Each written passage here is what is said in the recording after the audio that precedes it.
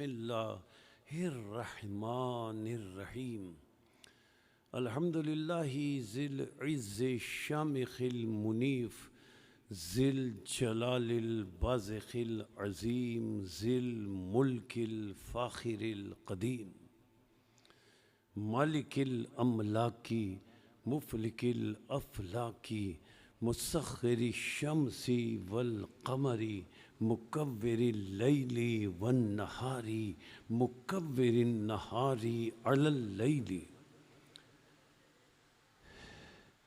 قاسم کل جبار عنید مہلک کل شیطان مرید رب الجنة والناس رب العالمین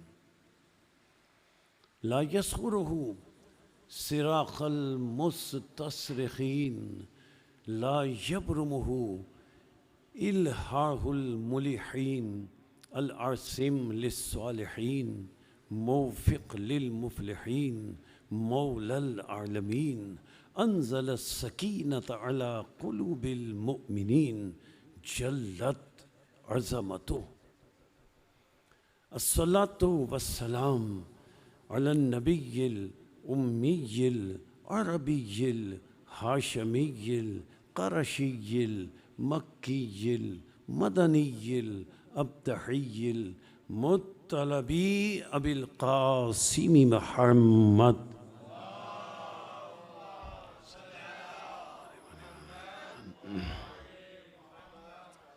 الصلاة والسلام على أهل بيته الطيبين الطاهرين المعصومين المظلومين المنتجبين المنتخبين المطهرين الذين أذهب الله عنهم الرجس وطهرهم تطهيرا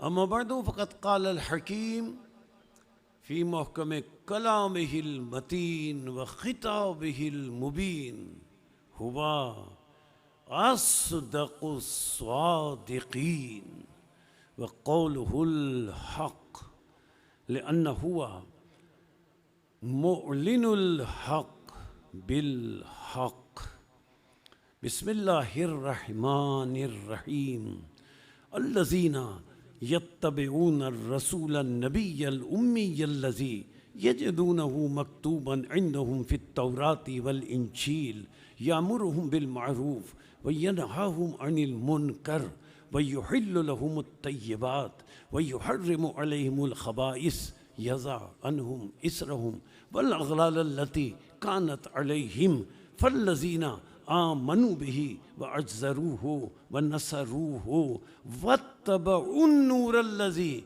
أنزل معه أولئك هم المفلحون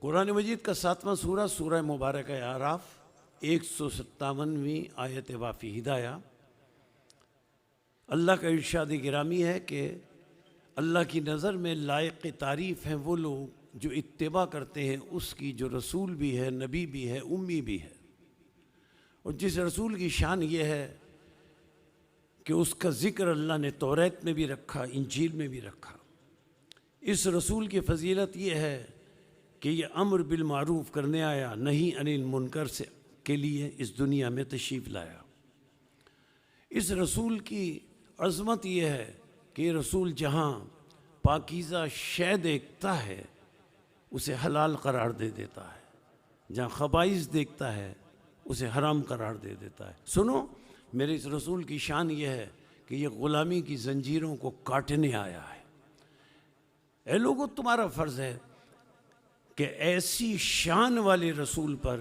فالذین آمنوا بہ ایمان لاؤ اور ضرور و ازرو اور اس کے لیے تقویت کا سبب بنو ونصروہ اور اس کی نصرت اور مدد کرو لیکن یاد رکھو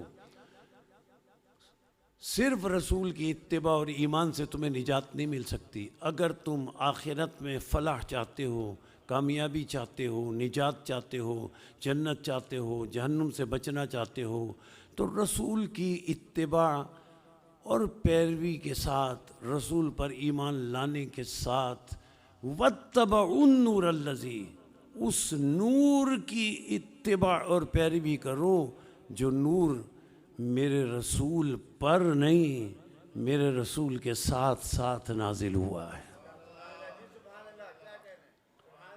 سلسلہ گفتگو آج اختتام پذیر ہو رہا ہے کہ اس نور کے مرکز کا نام جناب سیدہ سلام اللہ علیہ ہے۔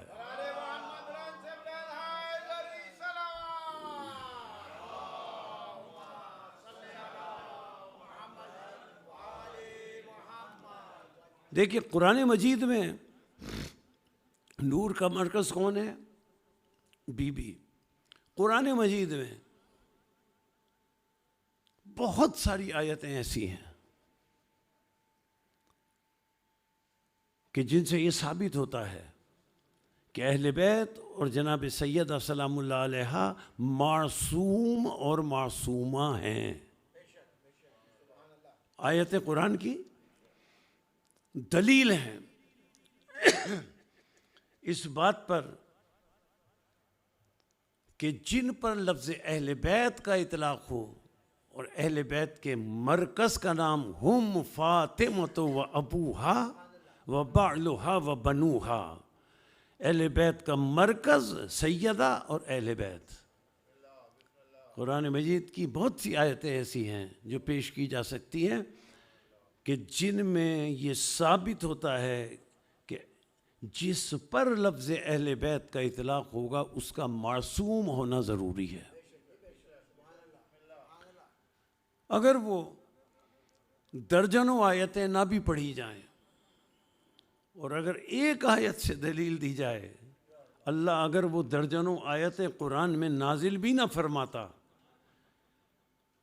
کہ جن میں اہل بیت کی اور سیدہ سلام اللہ علیہ کی عصمت اور معصومیت کا تذکرہ ہے، اگر اللہ وہ درجنوں آیتیں قرآن میں نازل نہ فرماتا تو بھی صرف ایک آیت جو اللہ نے نازل فرمائی قرآن میں اہل بیت کی عصمت کے لیے دلیل کے طور پر کافی ہے۔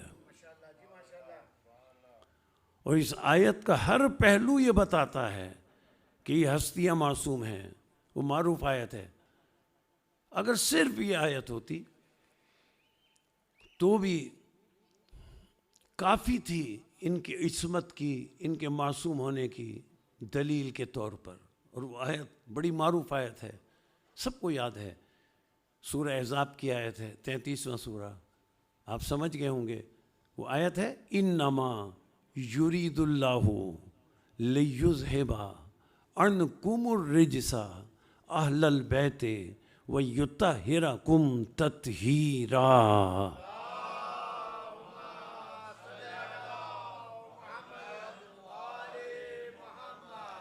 بس یہ ایک آیت کافی ہے ان کی عصمت اور ان کے معصوم ہونے کی دلیل کے لیے، صرف یہ ایک آیت کافی ہے۔ اگر اس آیت کا ترجمہ پڑھ لیا جائے اور عربی قواعد کے اعتبار سے ترجمہ کر لیا جائے، تفسیر معصوم اور نص معصوم کے تحت اس کا ترجمہ کر لیا جائے، تو اہل بیت کی عصمت کے لیے، معصوم ہونے کے لیے یہ آیت کافی ہے۔ آیت کہاں سے شروع ہوتی ہے؟ انما یرید اللہ، آیت شروع ہوئی انما سے۔ دیکھیے انما جو ہے نا، یہ جو آیت سے پہلے آیا، یہ عربی قاعدے میں کلمہ حصر ہے۔ کلمہ حصر کا مطلب کیا ہوتا ہے؟ حصر کا مطلب ہوتا ہے حصار۔ حصر کا مطلب حصار، یعنی دیوار کھڑی کر دینا، حصر کر دینا، گھیر لینا، دیوار کھڑی کر دینا۔ جیسے مثال دے دوں، کوئی عامل عمل کرتا ہے، تو وہ عمل کرنے سے پہلے حصار کرتا ہے۔ کیوں حصار کرتا ہے؟ کہ اس گھیرے کے اندر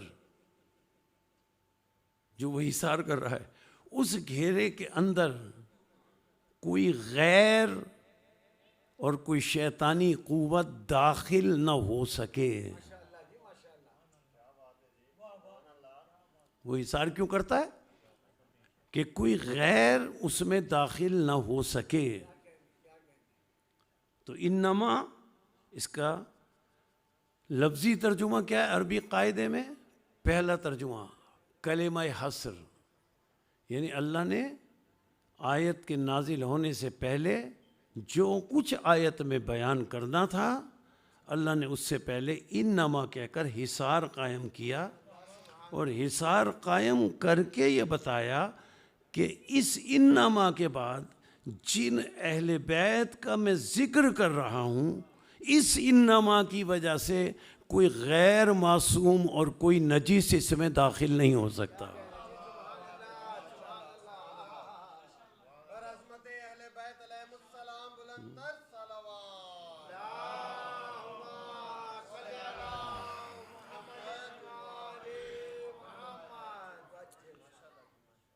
انما کے بعد جو بھی لفظ ہیں آیت میں، کوئی غیر معصوم، حصار کر دیا اللہ نے انما کے۔ اچھا، عربی قاعدے میں انما کے معنی حصار، آیت کے شروع میں آیا۔ ویسے لفظی طور پر انما کے معنی کیا؟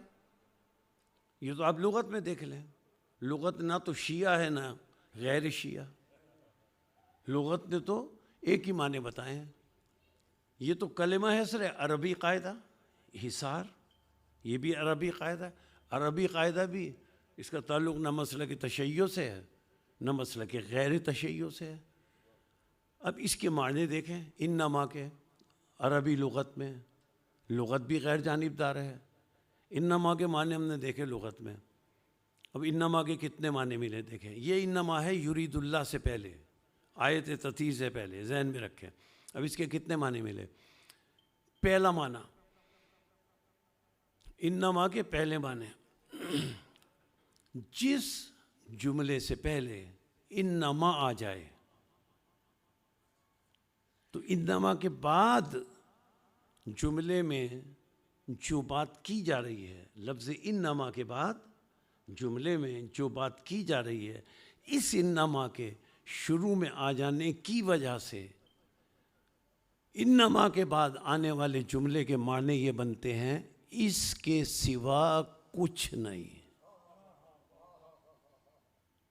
انما کے لغت میں معنی کیا ہے؟ اس کے سوا کچھ نہیں۔ اب اگر یہ معنی لیں اور آیت کا ترجمہ کریں، انما یرید اللہ، پوری آیت ہم پڑھیں تو اس کا ترجمہ ہوگا انما کے معنی اس کے سوا کچھ نہیں، یعنی اہل بیت کے سوا ہے ہی کچھ نہیں ہے۔ ایک معنی ہو گئے۔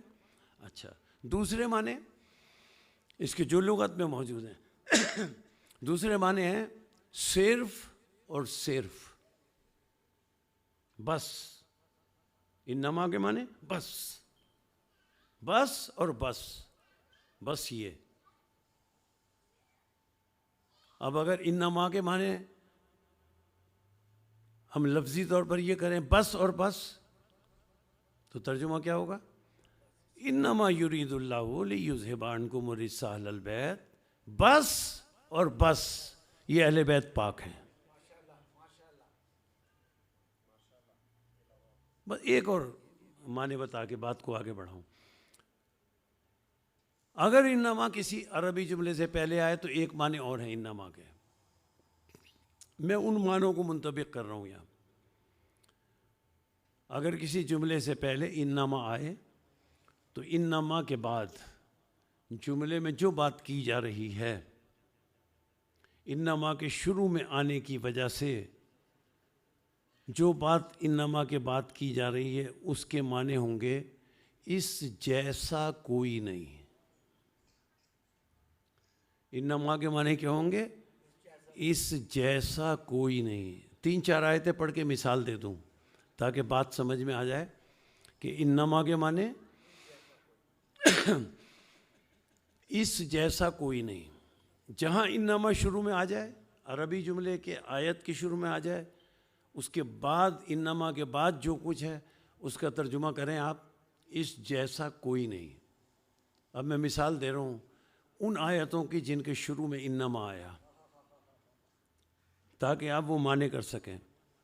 انما المشرکون نجس، ترجمہ کیا ہوگا؟ انما آیا، ترجمہ یہ ہوگا نجس تو بہت ہیں، مشرک جیسا نجس کوئی نہیں. پھر دیکھیں انما آیا، انما المومنون اخوہ، انما آیا خونی رشتہ دار بھی بھائی ہوں گے، بھائی تو بہت سے ہوں گے. انما المومنون اخوہ، مومن جیسا بھائی کوئی نہیں. اب انما شروع میں دیکھیں پھر آیا انما الخمر والمیسر والانصاب رجس، برائیاں تو بہت ہوں گی مگر شراب اور جوئے جیسی برائی کوئی نہیں. اچھا دیکھیں پھر انما آیا، پھر ترجمہ کریں. انما الہکم الہ واحد، انما آیا شروع میں.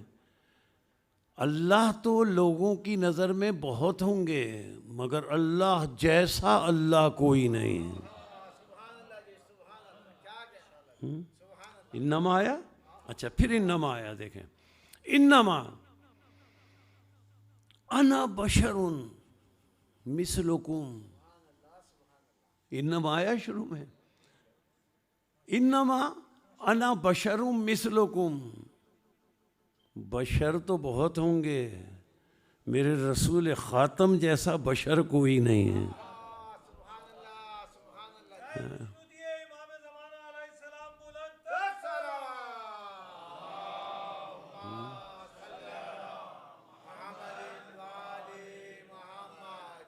اپنا جیسا بشر نہ سمجھو، بشر تو بہت ہیں. انما انا بشر مثلکم، رسول ان سے کہہ دو میں تم جیسا ہوں. تم جیسے کا مطلب یہ انما شروع میں آ گیا.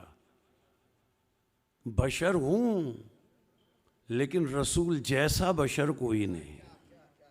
انما نے بتایا رسول جیسا بشر کوئی نہیں. اب آیت پڑھوں. انما ولیکم اللہ ورسولہ والذین آمنوا الذین یقیمون الصلاة ویؤتون الزکاة وہم راکعون. انما شروع میں آیا، مطلب کیا ہوا؟ ولی تو بہت ہوں گے مگر اللہ، رسول اور ان 14 جیسا ولی کوئی نہیں.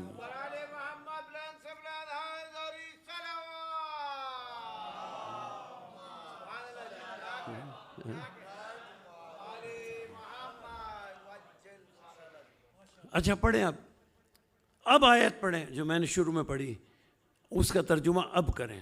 انما یرید اللہ لیذھب عنکم الرجس اہل البیت ویطہرکم تطہیرا. پاک ہوں گے اور بہت سے مگر ان جیسا پاک کوئی نہیں.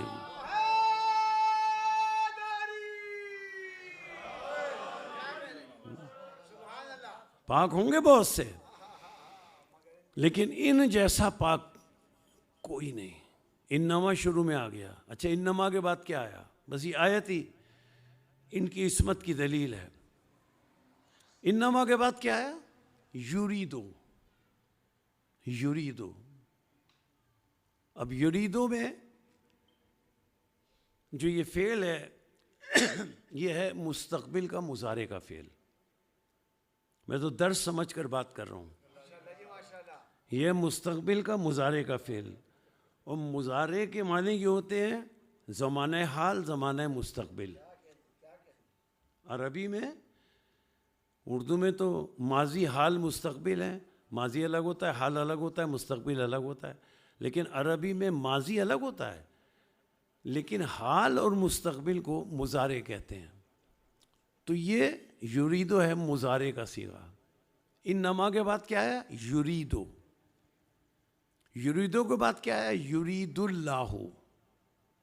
یریدو مانے ارادہ، ارادے سے.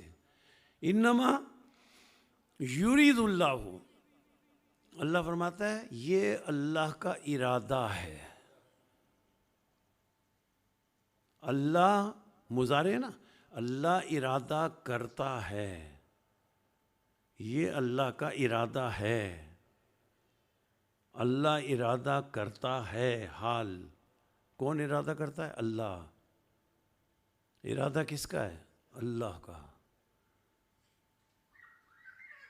بشر کا ارادہ نہیں ہے، عام انسان کا ارادہ نہیں ہے جو ٹوٹ جائے. ارادہ اللہ کا ہے. یہ جو اللہ نے ارادے سے خود کو نسبت دی کہ اللہ کا ارادہ ہے. یہ ارادہ کیا ہے؟ یہ لفظ ارادہ کیا ہے؟ دیکھیے، اللہ کا ارادہ ہے. یہ ارادہ اللہ کی صفت ہے. ارادہ اللہ کی صفت ہے. اور ارباب علم کے لیے جملے یہاں ہدیہ کر رہا ہوں اور پھر بات کو آگے بڑھاؤں گا. ذرا سی مشکل دقیق گفتگو کہ ارادہ اللہ کی صفت، اللہ موصوف.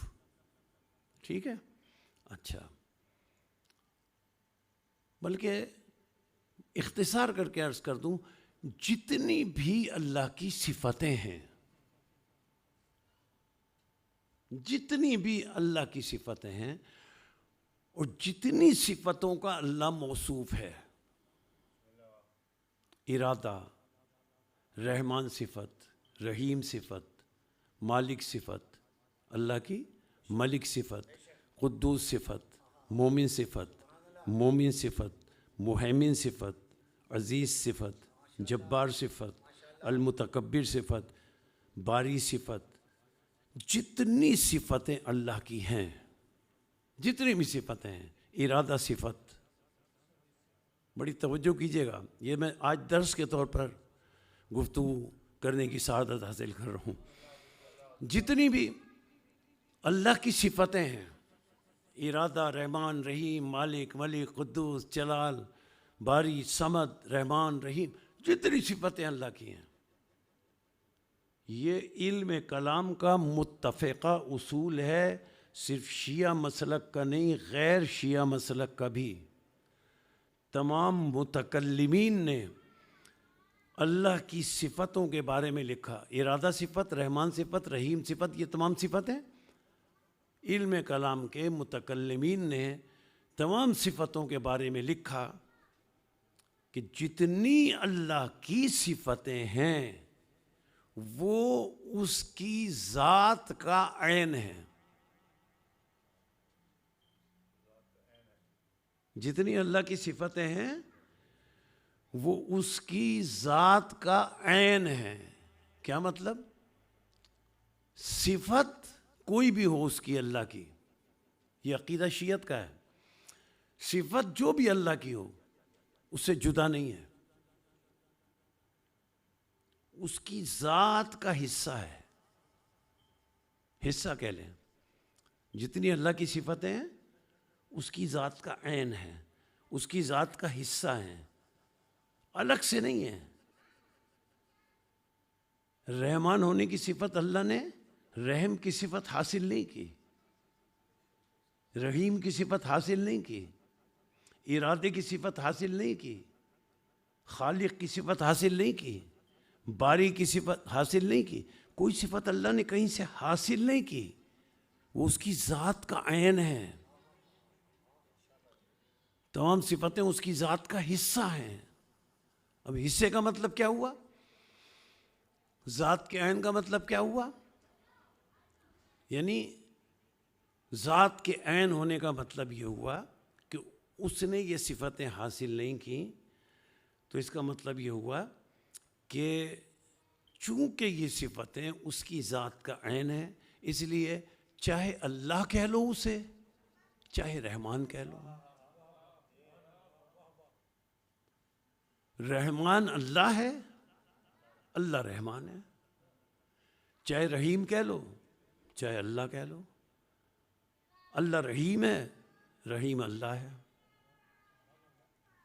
باری کہہ لو، اللہ کہہ لو، اللہ باری ہے، باری اللہ ہے، ملک کہہ لو، اللہ کہہ لو، اللہ ملک ہے، ملک اللہ ہے، ایسی ساری صفتیں،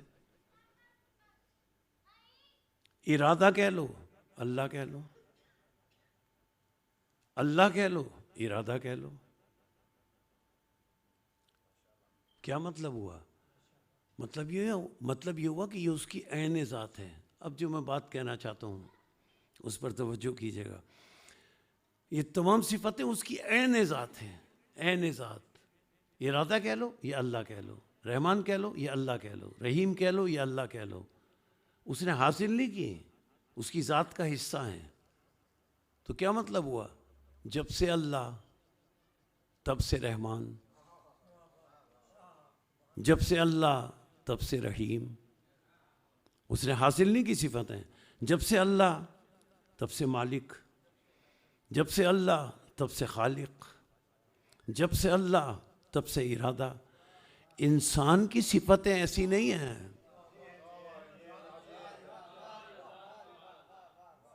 آپ سمجھ گئے؟ لیکن میں ذرا سا فرق عرض کر دوں۔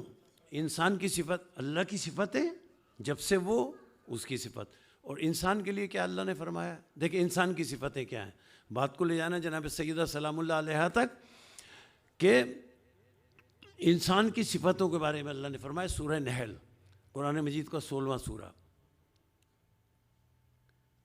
واللہ اخرجکم من بطون امہاتکم لا تعلمون شیئا۔ اے انسان، جب تو پیدا ہوا تیرے بدن کے ساتھ کوئی صفت تیری چمٹی ہوئی نہیں تھی،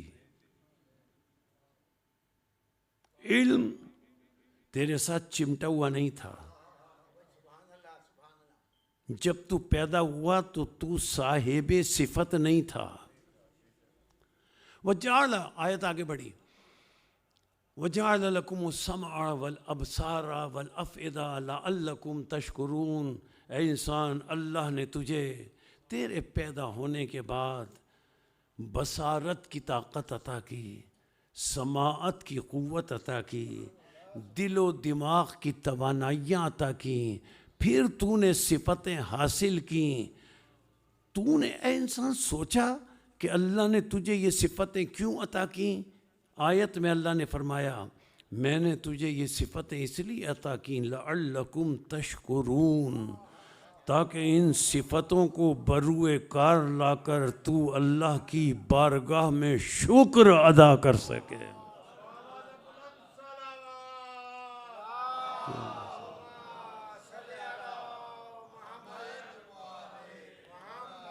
اب بات یریدوں سے میں آگے بڑھاؤں گا اور تفصیلات میں بھی زیادہ نہیں جا رہا۔ دیکھیے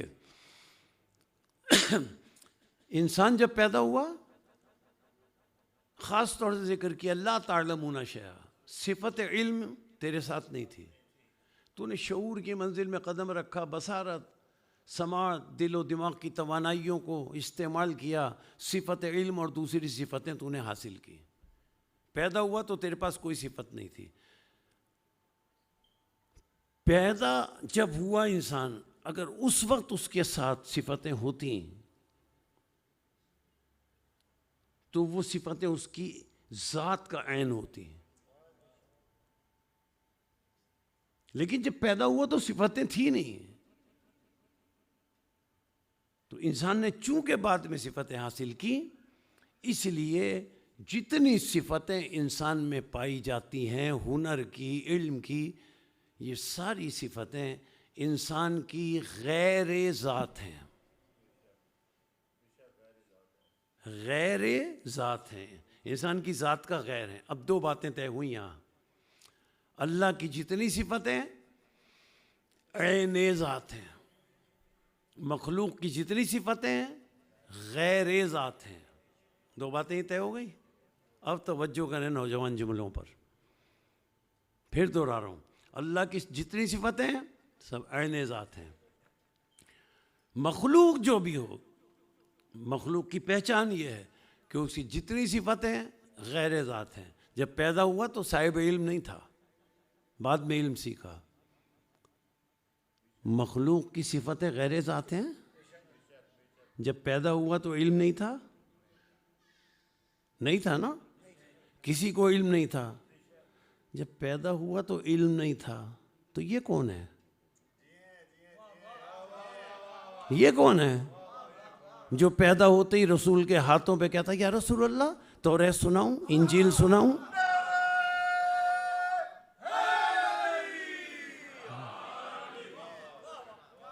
بھئی مخلوق تو اسے کہتے ہیں کہ اس کے پاس پیدا ہوتے وقت صفت علم نہ ہو. یہ کون ہے؟ یہ کون ہے؟ رسول کے ہاتھوں پہ آیا، آتے ہی کہہ رہا ہے یا رسول اللہ توریت سناؤں، زبور سناؤں، انجیل سناؤں؟ یا رسول اللہ وہ قرآن سناؤں جو ابھی نازل ہی نہیں ہوا؟ یہ کون ہے؟ ہم نے اصول تو یہ طے کیا کہ اللہ کی جتنی صفتیں ہیں عین ذات ہے، اور مخلوق کی جتنی صفتیں ہیں غیر ذات ہیں.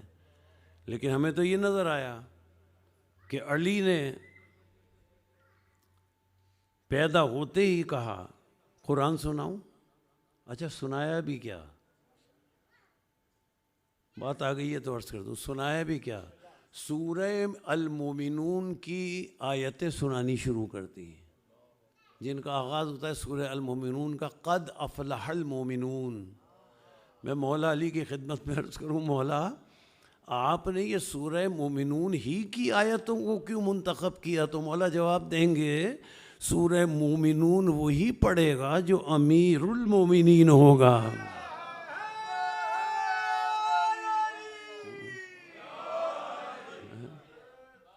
سورہ مومنون کی آیتوں کی تلاوت شروع کر دی. اچھا حضرت علی نے تلاوت کی، بات آ گئی تو ایک جملہ کہہ دوں پھر آگے بڑھ جاؤں. حضرت علی کون ہے؟ مسلک تشیع ہمارا عقیدہ کیا ہے؟ علی سے پوچھا گیا مولا ذرا اپنا تعارف کرائیں، آپ کون ہیں؟ یہ ہمارا عقیدہ ہے شیعت کا. تو مولا علی نے اپنا تعارف کرا، انا عبد من عبید محمد علی مصطفیٰ. یہ علی ہیں. شیعت میں علی کسے کہتے ہیں؟ جو رسول کا غلام ہو. خاتم النبیین کے غلام کو علی کہتے ہیں. اب ایک بات ہماری سمجھ میں نہیں آئی کہ غلام جب آیا اس نے تو قرآن سنایا، جب اس غلام کا آقا رسول دنیا میں آیا اس نے قرآن نہیں سنایا. تو سیدھا سا اس کا جواب ہے، سیدھا سا جواب ہے علی نے قرآن سنایا، رسول نے نہیں سنایا. رسول نے کیوں نہیں سنایا؟ اگر رسول دنیا میں آتے ہی قرآن سناتے تو تصدیق کون کرتا کہ یہ پڑھ کیا رہے ہیں؟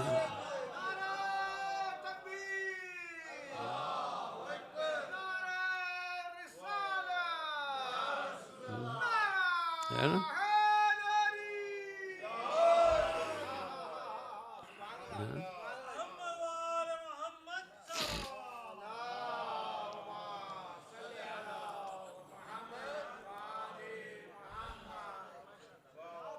ورنہ دیکھیں ایک آیت پڑھ دوں جس میں اللہ نے بتایا ہے، بس وہ آیت کا ترجمہ کر کے آگے بڑھ جاؤں، کہ جس میں اللہ نے بتایا ہے کہ میرے رسول بھی خاتم النبیین بھی قرآن پڑھ سکتے تھے. آیت موجود ہے. آیت انہوں نے پڑھا نہیں، اسی لیے کہ تصدیق کرنے والا کوئی نہیں تھا کہ کیا پڑھ رہے ہیں، لیکن آیت بتا رہی ہے کہ پڑھ سکتے تھے. سورہ طٰہٰ قرآن مجید کا 20واں سورہ. اللہ رسول سے مخاطب ہو کر ارشاد فرما رہا ہے لا تعجل بالقرآن من قبل ان یقضی الیک وحیہ. اللہ کیا فرما رہا ہے؟ اے رسول، اے خاتم النبیین، جب تک جبریل پوری وحی نہ پہنچا دیں تو آگے قرآن مت پڑھا کر.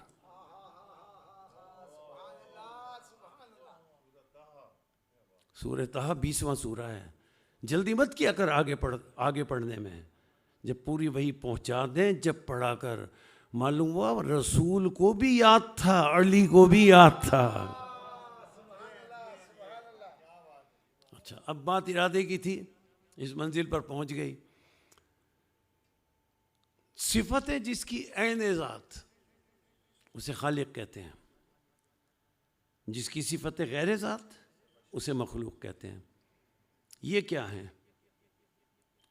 ان کی صفتوں کو حضرت علی نے قرآن پڑھا، جناب سیدہ نے ظہور کرنے کے بعد سجدہ کیا، ائمہ علیہم السلام نے ظہور کرنے کے بعد سجدہ کیا، دنیا میں آنے کے بعد ولادت کے بعد سجدے کیے، تکبیر کہی بعض ائمہ نے. یہ سب کیا ہے؟ علم تو تھا نہیں. مخلوق تو وہ ہوتی ہے کہ وہ علم بعد میں حاصل کرے. یہ کیا بات ہے؟ یعنی صفتیں جس کی غیر ذات ہوں اسے مخلوق کہتے ہیں. یہ مخلوق تو ہے، اہل بیت رسول اور آل رسول مخلوق ہیں، خالق تو اللہ ہے.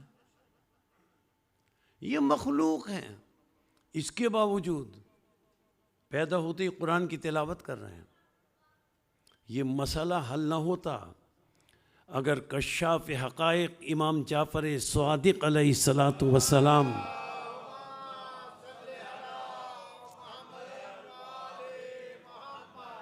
اس مسئلے کو ایک جملے میں امام نے حل فرمایا. ایک جملے میں، صرف ایک جملے میں.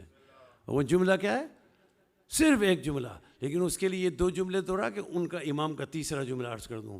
امام نے فرمایا اللہ کی صفتیں عین ذات ہیں. جس کی صفتیں عین ذات ہوں اسے خالق کہتے ہیں. جس کی صفتیں غیر ذات ہوں اسے مخلوق کہتے ہیں. اور جس کی صفتیں، اب کلام امام، جس کی صفتیں نہ عین ذات ہوں نہ غیر ذات ہوں بلکہ جس کی صفتیں ذاتی ہوں انہیں محمد و آل محمد کہتے ہیں.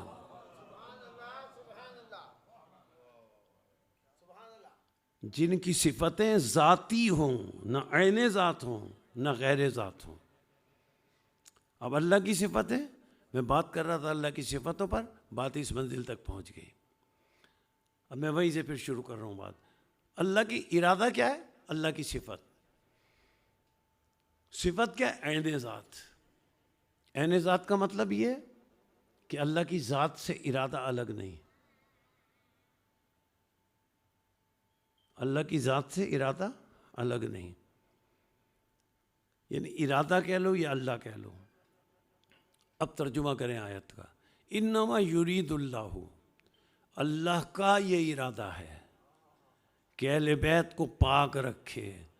اب کوئی یہ سوال نہ کرے کہ اہل بیت کب سے پاک. جب سے اللہ کا ارادہ تب سے پاک.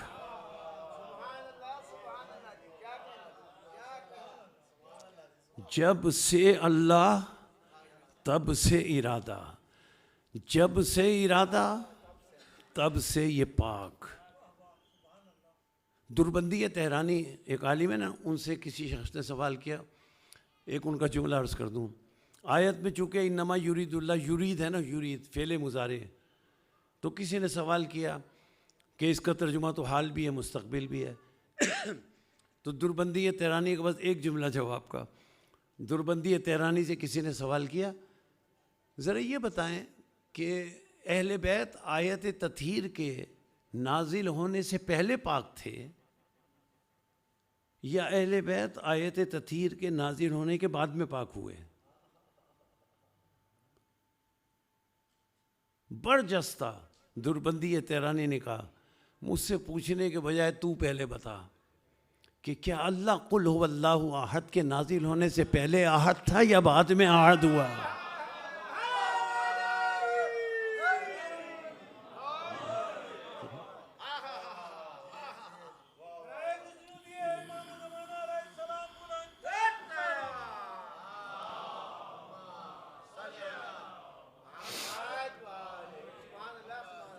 یعنی اللہ تو احد تھا. اس وقت عہد تھا جب لفظ تھا نہ تھا. ہاں؟ یہ جو قل هو اللہ احد اس نے کہا، یہ تو اس نے اپنی احدیت کا اعلان کیا. یہ تو پاک تھے جب لفظ تھا نہ تھا. آیت تطہیر نے تو ان کے پاک ہونے کا اعلان کیا.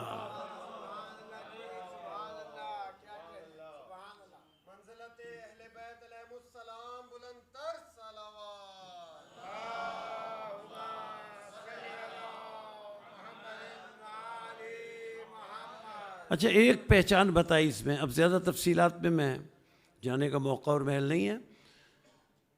ایک پہچان میں اس میں جو ہے وہ عرض کر دوں قرآن کے حوالے سے. اللہ نے ان کی ایک پہچان بتائی. آیت کا اگر پورا ترجمہ کیا جائے تو بہت تفصیلی بات ہو جائے گی.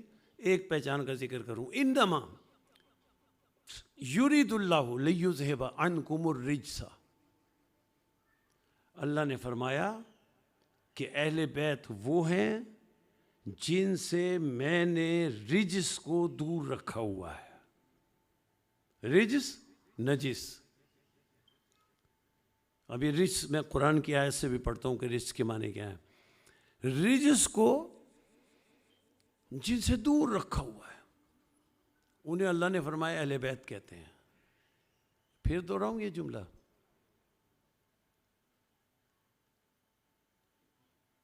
جو اہل بیت سے دور ہیں انہیں اللہ نے رجس کہا. اب لوگوں سے یہ نہ کہا کرو کہ اہل بیت کو مانو. وہ کیسے مانے جو رجس ہو؟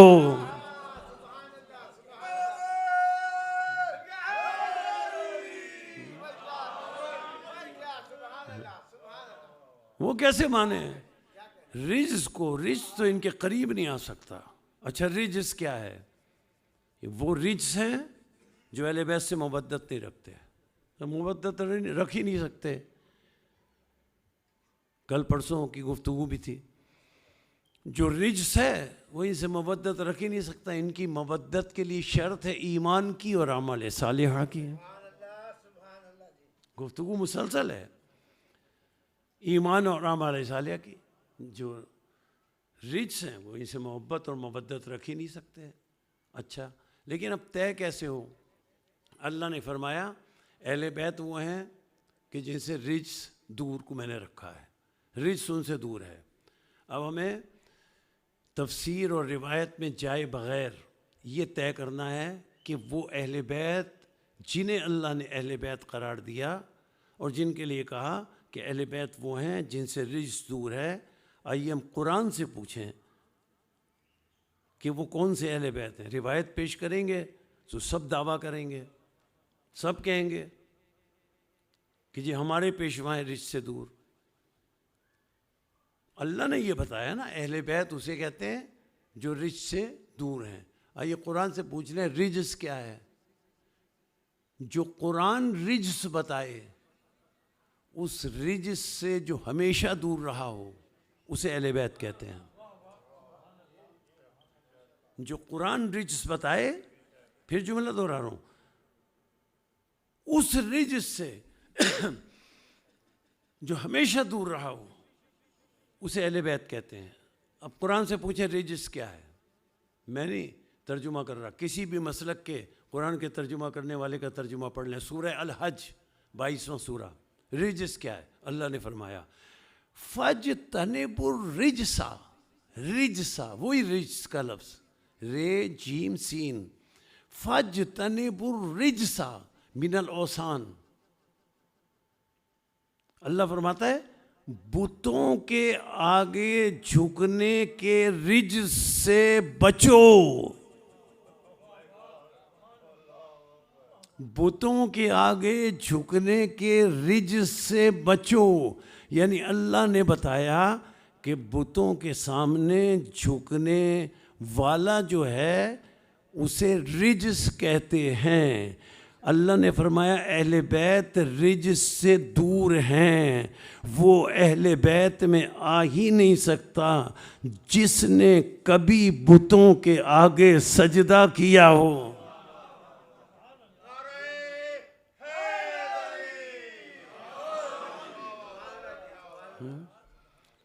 وہ کبھی اہل بیت کے دائرے میں آ ہی نہیں سکتا. اب جس نے بھی سجدہ کیا ہو، یہ آیت تطہیر ہے. تفصیلات میں نہیں جا رہا. ہاں ایک بات یہ عرض کر کے گفتگو کو اختتام کی منزل تک لے جاؤں کہ یہ آپ ذہن میں رکھیں کہ قرآن مجید میں ایک آیت تطہیر نہیں ہے. قرآن مجید میں 2 آیات ہیں، 2 آیتیں تطہیر ہیں قرآن مجید میں. ایک اور آیت تطہیر ہے. ایک یہ آیت تطہیر انما یرید اللہ لیذھب، ایک اور آیت تطہیر ہے. 2 آیتیں تطہیر ہیں قرآن میں. اچھا دوسری کون سی ہے؟ سورہ بقرہ. اللہ نے ارشاد فرمایا عہدنا الی ابراہیم و اسماعیل. اللہ فرماتا ہے میں اللہ نے، ہم نے ابراہیم اور اسماعیل سے عہد لیا، وعدہ لیا. کیا وعدہ لیا؟ ان طہرا. وہاں کیا ہے آیت تطہیر میں؟ یطہرا. اللہ یہاں فرما رہا ہے ہم نے عہد لیا ان طہرا بیتی، کہ ابراہیم و اسماعیل میرے بیت کو پاک رکھو. ایک آیت تطہیر بیت کے لیے ہے، ایک آیت تطہیر اہل بیت کے لیے ہے.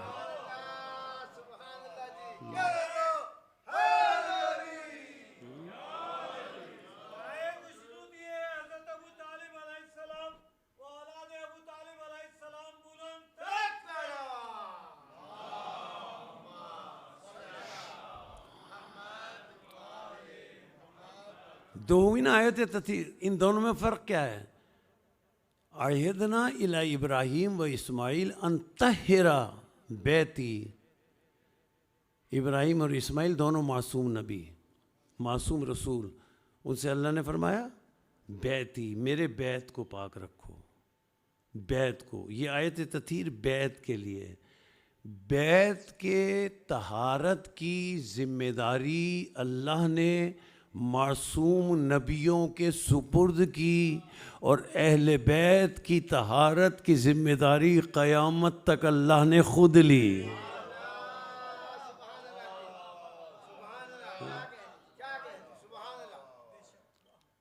گفتگو کا اختتامی مرحلہ. اچھا اس میں اب دیکھیں آپ، اللہ نے فرمایا انما یرید اللہ لیذھب عنکم الرجس. اب ایک ایک لفظ پر تو بحث کرنے کا موقع نہیں ہے. عنکم الرجس، لیکن ایک لفظ ایسا ہے کہ اس پر بحث کرنا اور اس کو اختتام کی منزل تک پہنچانا ضروری ہے تاکہ جناب سیدہ سلام اللہ علیہا کی عظمت سامنے آ سکے.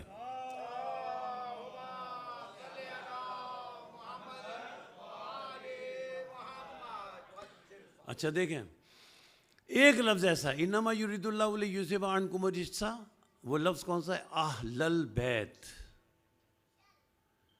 اچھا لوگ یہ سمجھتے ہیں کہ یہ اہل البیت جو ہے نا یہ 2 لفظ ہیں، ایک اہل ایک بیت. یہ 2 لفظ نہیں ہیں. بیت سے پہلے جو الف لام آیا ہے اہل البیت، اہل بیت نہیں ہے، اہل البیت. یہ بیت سے پہلے جو الف لام آیا ہے یہ ایک مستقل عربی میں لفظ ہے. یعنی اہل البیت 2 لفظ نہیں ہیں، 3 لفظ ہیں. اگر اہل بیت ہوتا اور بیت سے پہلے الف لام نہ ہوتا تو ترجمہ یہ ہوتا کسی بھی گھر والے. اگر بیت سے پہلے الف لام نہ ہوتا تو ترجمہ کیا ہوتا؟ کسی بھی گھر والے. لیکن اہل البیت، بیت سے پہلے الف لام. اس الف لام کا مطلب خاص، خاص کرنا، کسی بیت کو خاص کرنا. یعنی یہ الف لام خاص کرنے والا ہے. جیسے لوگ باتیں کرتے تھے جب رسول اکرم نے اسلام پھیلا دیا، مثال دے رہا ہوں آیت پیش کر کے، لوگ باتیں کرتے تھے، مشرک جو تھے نا کافر، آپس میں باتیں کرتے تھے یہ کون سے رسول ہمیشہ زندہ رہیں گے؟ یہ دنیا سے چلے جائیں گے، اسلام ختم ہو جائے گا۔ رہنے دو، کرنے دو انہیں یہ باتیں۔ اب الف لام کا مطلب خاص۔ جب رسول نے غدیر میں اعلان کر دیا نا من کنتم مولا کا، یہ آپس میں باتیں کرتے تھے مشرک کافر، یہ بھی چلے جائیں گے دنیا سے، اسلام ختم ہو جائے گا۔ اب اللہ نے فرمایا الیوم اکملت لکم دینکم سے پہلے آیت ہے سورہ مائدہ میں، اللہ نے فرمایا ان کی باتوں، جو وہ باتیں کرتے تھے ان کی باتوں کے جواب میں اللہ فرماتا ہے الیوم، اب یوم سے پہلے اللہ نے رکھا یعنی خاص، الیوم مانے خاص غدیر کا دن۔ اب آگے کیا ہے؟ الیوم یئس الذین کفروا، آج غدیر کے دن کافر مایوس ہو گیا۔ پہلے سوچتا تھا کہ یہ رسول چلے جائیں گے، اسلام ختم ہو جائے گا، اللہ فرماتا ہے آج مایوس ہو گیا یہ دیکھ کر کہ ہم تو سمجھتے تھے یہ رسول چلے جائیں گے تو دین ختم ہو جائے گا، آج مایوس ہو گیا کافر یہ دیکھ کر یہ کیا ہوا، یہ رسول تو گیا ہی نہیں، اس ایک محمد نے تو آج دوسرے محمد کو سامنے کر دیا۔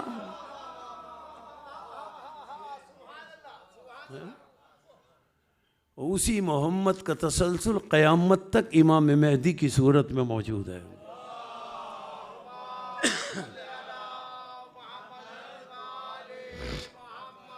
بس میں اہل البیت، دیکھیں اب یہ تین لفظ ہیں، اہل البیت، یہ تین لفظ ہیں۔ یہ تینوں لفظ جو ہیں اس کے معنی کیا ہوئے؟ ایک خاص گھر والے۔ اہل بیت کون؟ البیت ایک خاص گھر والے، اہل البیت گھر والے نہیں، گھر والے نہیں، ایک خاص گھر والے۔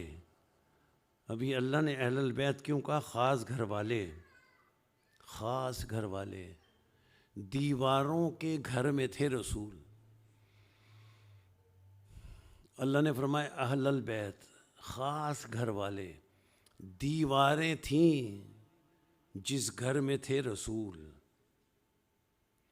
رسول نے چادر تان کر دیواروں والے گھر میں چادر کا ایک گھر بنایا۔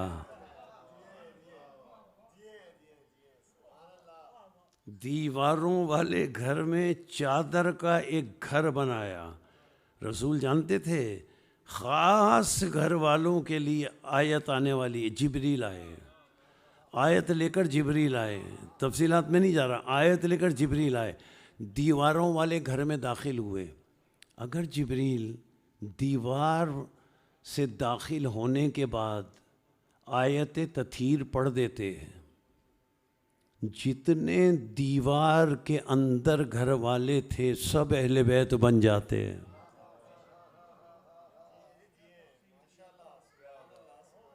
لیکن رسول نے دیواروں والے گھر میں ایک چادر کا گھر بنایا، اور جبریل نے دیوار سے داخل ہونے کے بعد، معصوم فرشتہ ہے نا، آیت نہیں پڑھی بلکہ اس چادر والے گھر کے قریب آ کر جبریل نے کہا اجازت ہے کہ میں چھٹا بن جاؤں، میں داخل ہو جاؤں، اور داخل ہو کر چادر میں آیت تطہیر پڑھ کر جبریل نے بتایا اہل بیت وہ ہیں جو اس چادر کے گھر والے ہیں۔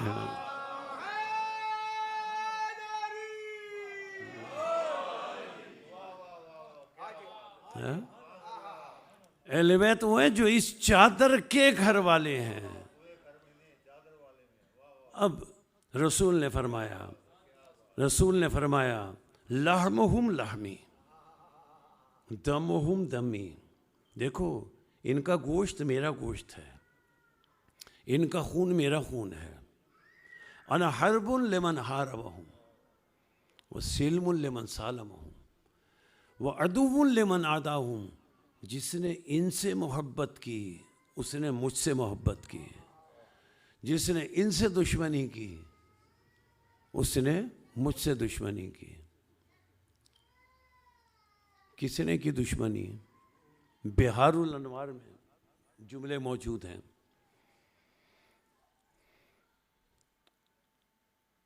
ہوتا تو یہ ہے نا کہ جب کسی کے والد دنیا سے رخصت ہو جاتے ہیں تو اس کے بچوں کو تسلی اور دلاسا دینے آتے ہیں.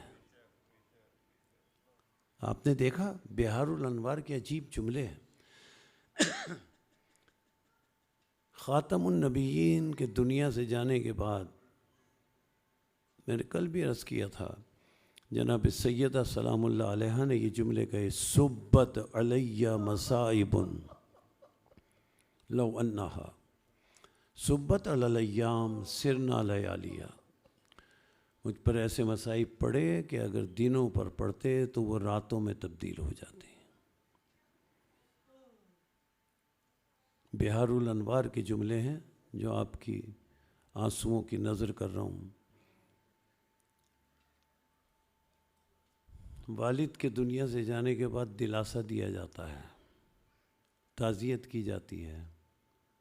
اب بہار الانوار میں لکھا ہے، بعض جگہ تعداد 300 ہے، یہاں بہار میں لکھا ہے کہ 40 افراد جناب سیدہ سلام اللہ علیہ کی تعزیت کے لیے ایسے آئے کہ تیز جلانے والی لکڑیاں ساتھ لے کر آئے. دروازے پر پہنچے، دق الباب کیا، دروازہ کھٹکھٹایا، جناب فضہ دروازے پر آئیں. ان 40 افراد نے کہا کہ علی کو بلاؤ. جناب فضہ نے جواب دیا، علی قرآن جمع کرنے میں مصروف ہیں، وہ نہیں آ سکتے. انہوں نے اصرار کیا. اب جناب بطول سلام اللہ علیہ دروازے پر آئیں اور بطول سلام اللہ علیہ نے کہا کہ علی قرآن جمع کرنے میں مصروف ہیں، وہ نہیں آ سکتے. اب بہار کے جملے ہیں، دروازے کے ایک طرف جناب زہرا ہیں، دوسری طرف یہ 40 افراد ہیں جن کے ہاتھوں میں لکڑیاں ہیں اور تازیانے ہیں. تازیانے ہیں اور لکڑیاں ہیں. انہوں نے دروازے پر 40 افراد نے دباؤ کیا، زور لگانا شروع کیا. ادھر تنہا جناب زہرا سلام اللہ علیہ تھیں. انہوں نے عجیب جملے ہیں یہ بہار الانوار کے، انہوں نے زور لگانا شروع کیا. عزادارو ادھر تنہا جناب زہرا سلام اللہ علیہ تھیں. ایک مرتبہ دروازے کو ان 40 نے جن کے ہاتھوں میں تازیانے تھے زور لگایا. جب زیادہ زور لگا تو دروازہ ایک جگہ سے ہلا. اب دروازے کو انہوں نے جلایا. دروازہ جلایا، دروازہ ایک جگہ سے ہلا، وہاں سے جناب سیدہ سلام اللہ علیہ کا ہاتھ باہر آ گیا. دایاں ہاتھ باہر آیا. عزادارو اس دروازے سے ایک جانب سے دایاں ہاتھ سیدہ سلام اللہ علیہ کا باہر آیا. بہار الانوار میں یہ جملے ہیں، جیسے ہی جناب سیدہ کا وہ ہاتھ باہر آیا، ایک ظالم نے تازیانہ مارا، پھر دوسرے ظالم نے تازیانہ مارا، اور ان تازیانوں کے بعد زہرا کا وہ ہاتھ دوبارہ اٹھ نہ سکا. زہرا کا وہ ہاتھ دوبارہ اٹھ نہ سکا. اور جناب فاطمہ زہرا اس کے بعد جب بھی تسبیح پڑھتی تھیں بائیں ہاتھ سے پڑھتی تھیں. اب دروازہ گرا. جملے تو اب ہیں جناب سیدہ سلام اللہ علیہ کے. اب دروازہ جلتا ہوا دروازہ جناب زہرا سلام اللہ علیہ پر گرا. جیسے ہی جلتا ہوا دروازہ گرا، یہ 40 افراد دروازے کے اوپر سے گزر گئے. فاطمہ زہرا دروازے کے نیچے دب گئیں. فاطمہ زہرا دروازے کے نیچے دب گئیں. 40 دروازے کے اوپر سے گزر گئے۔ عزادارو ایک بات عرض کروں جس کی ورقہ ابن نوفل نے روایت کی ہے، جب جناب سیدہ سلام اللہ علیہ کو غسل دیا جا چکا تو جناب علی مرتضیٰ جیسا فاتح خیبر چیخ چیخ کر بلند آواز سے رونے لگا۔ سیدہ کے غسل کے بعد چیخ چیخ کر علی بلند آواز سے رونے لگے۔ کون اتنے شجاع؟ فاتح خیبر ورقہ ابن نوفل علی کے پاس آئے، مولا آپ اتنا چیخ چیخ کر کیوں رو رہے ہیں؟ اتنی بلند آواز سے کیوں رو رہے ہیں؟ عزادارو جانتے ہیں مولا علی نے کیا جواب دیا؟ مولا علی نے فرمایا، ورقہ میں اس لیے نہیں رو رہا کہ فاطمہ جدا ہو گئی، ورقہ جملے سنیں گے، ورقہ میں اس لیے رو رہا ہوں کہ جب سیدہ کو غسل دیا گیا تو سیدہ کی پسلیوں پر اور پہلوؤں پر ٹھوکروں کے نشان تھے۔ جب سیدہ کو غسل دیا گیا تو سیدہ کی پسلیوں پر اور سیدہ کی پہلو پر ٹھوکروں کے نشانات تھے۔ عزادارو اس لیے حضرت علی کہتے ہیں میں رو رہا ہوں۔ ہاں عزادارو اگر مصائب فاطمہ کو وسیع کیا جائے تو اسے کربلا کہتے ہیں، اور اگر مصائب سیدہ کو مختصر کیا جائے، مصائب کربلا کو مختصر کیا جائے تو اسے مصائب فاطمہ زہرا سلام اللہ علیہا کہتے ہیں۔ بس ایک بات عرض کر کے گفتگو کو ختم کروں، اس کو ذرا سی وسعت دیں۔ کون سا موقع ایسا تھا کہ کربلا میں جناب فاطمہ زہرا موجود نہ ہوں؟ کون سا موقع ایسا تھا؟ شام کا قید خانہ تھا، بس ایک بات، شام کا قید خانہ تھا۔ جب رات کا وقت ہوتا تھا تو جناب سکینہ سلام اللہ علیہا بہت زیادہ بلند آواز سے چیخ چیخ کر روتی تھیں۔ رات کو زیادہ روتی تھیں اس لیے کہ بابا کا سینہ یاد آتا تھا، اور جیسے ہی جناب سکینہ اپنے بابا کے سینے کو یاد کر کے روتی تھیں، قید خانے کے باہر سے ایک بی بی کی رونے کی بلند آواز سے چیخ چیخ کر رونے کی آواز آتی تھی۔ ایک دن قاصد آیا اور آ کر امام سجاد سے پوچھا، یہ کون بچی روتی ہے؟ کہا یہ میری بہن سکینہ ہے۔ اور قاصد نے کہا ایک عورت اور ہے جو بلند آواز سے روتی ہے، رات بھر چیخ چیخ کر روتی ہے۔ سجاد علیہ السلام نے روتے ہوئے کہا تجھے نہیں معلوم وہ قید خانے میں نہیں ہے، وہ قید خانے کے باہر میری دادی فاطمہ زہرا روز آتی ہے اور آ کر بلند آواز سے گریہ کرتی ہے، بلند آواز سے روتی ہے، ادھر سکینہ روتی ہے ادھر وہ روتی ہے۔ سَيَعْلَمُ الَّذِينَ ظَلَمُوا أَيَّ مُنْقَلِبٍ يَنْقَلِبُونَ۔ الہی بحق محمد ہماری عبادت کو قبول فرما، ہمیں اعمال کثیرہ کی توفیق عطا فرما۔ جو من مومنات، کل مومن مومنات اور حاضرین جو حاجات شریعہ رکھتے ہیں ان کی حاجات شریعہ کو پورا فرما۔ ہمیں غم حسین کے سوا کوئی غم نہ دے، ظہور میں تعجیل فرما، ہمیں ان کے عوان